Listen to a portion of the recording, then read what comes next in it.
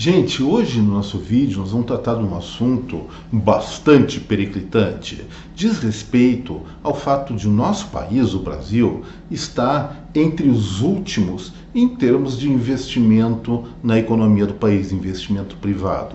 Por que será que isso está acontecendo? Vamos analisar direitinho essas informações. Meu nome é Eduardo Starosta e esse é o canal Fora de Curva. Bom, foi divulgado recentemente um estudo do FMI onde coloca muito claro, de 170 países do mundo, o Brasil é um dos que menos investe, um dos 20 que menos investe no setor privado. De acordo com esse estudo, que foi divulgado em várias instâncias, em vários veículos de comunicação, especialmente em portais da internet, olha só, a taxa média de investimento do Brasil, ela deve se estabilizar agora nos próximos anos entre 15% e 16%. Para vocês terem uma ideia, a média mundial do investimento privado, sem contar com a China, que é um dos que mais investem no mundo, é de 26%. Nós com 15 e 16 estamos 10 pontos percentuais abaixo da média mundial, quando nós deveríamos, idealmente, estar acima. E olha só o que aconteceu nesses últimos anos, e eu venho alertando isso sempre quando eu faço análise do PIB brasileiro. Sempre digo, olha gente, a taxa de investimento no Brasil está muito baixa, e a consequência disso é maiores dificuldades para alavancar crescimento econômico, porque efetivamente nosso parque produtivo fica cada vez mais velho, cada vez mais ineficiente e, portanto, menos competitivo. E olha só a retrospectiva que nós temos nesse país. Em 2023, ano passado, portanto, a taxa de investimento foi 16,1%. Para vocês terem uma ideia, o mínimo razoável para uma nação como o Brasil é 21%.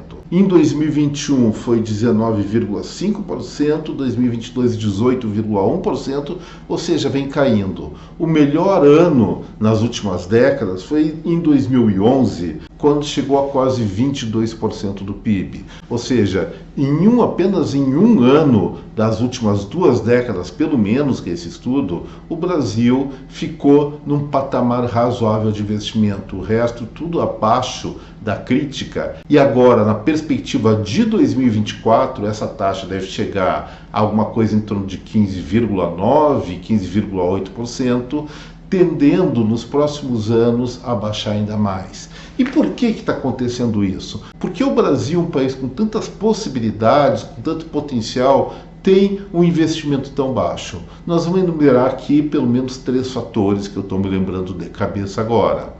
O primeiro é aquela questão da segurança jurídica. Alguns de vocês que me assistem devem lembrar que, acho que foi ano passado ou retrasado, o Supremo Tribunal Federal mudou o entendimento de uma questão tributária e fez com que as empresas que estavam questionando essa questão, que tiveram ganho de causa anos atrás, tivessem que pagar os impostos, não a partir daquele momento que eles mudaram o entendimento, mas para anos e anos atrás. É aquela coisa, você investe um dinheiro sob certas condições, essas condições mudam e você tem que resgatar o passado, pagar mais impostos pelo passado, onde tinha a certeza que você estava juridicamente com a razão e, por A mais B, decidiu o Supremo Tribunal Federal, não existe instância jurídica maior, decidiu ao contrário, você não tem razão, mas não a partir de agora para o futuro, mas a partir de agora para o futuro e de agora para o passado. Tem cabimento uma coisa dessas?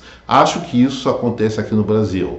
Segundo fator que impede que o nosso país tenha investimentos maiores, além dessa insegurança jurídica, que por si só é algo suficiente para fazer as pessoas pensarem várias vezes em não investir no país, porque investir numa situação dessas é algo muito difícil, muito inseguro. Segundo fator são as elevadíssimas taxas de juros ainda predominantes. Não só a Selic, mas a transformação dessa Selic, que está um pouquinho acima de 10% agora, em multiplicações por conta de diversas onerações, não só dos bancos, mas também da cunha fiscal, dos impostos sobre o setor financeiro. O brasileiro, tanto pessoas físicas como jurídicas, são um dos povos que mais paga juros no mundo. E, evidentemente, trabalhar num cenário arriscado, jurídico, com juros enormes, escapecentes, vamos falar assim, é um convite para ficar paradinho e deixar essa grana que poderia estar no setor produtivo rendendo no mercado financeiro. Muito mais vantagem.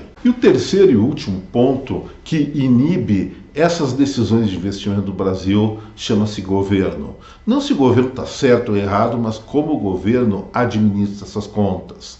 O que nós estamos observando no Brasil nos últimos tempos? Déficit público, aumento da dívida pública. Aumento da dívida pública significa, no frigir dos ovos, o que nós vamos chamar aqui de inconsistência macroeconômica. Nós deixamos de ter uma segurança a respeito da solidez da economia, da inflação do nosso país no futuro, até mesmo com relação à questão da honradez do Estado brasileiro em pagar ou remunerar esses investimentos, suas obrigações. Mais ou menos o que nós estamos assistindo, que está tentando se recuperar, mas com muita dificuldade, na Argentina e mais flagrantemente também na Venezuela.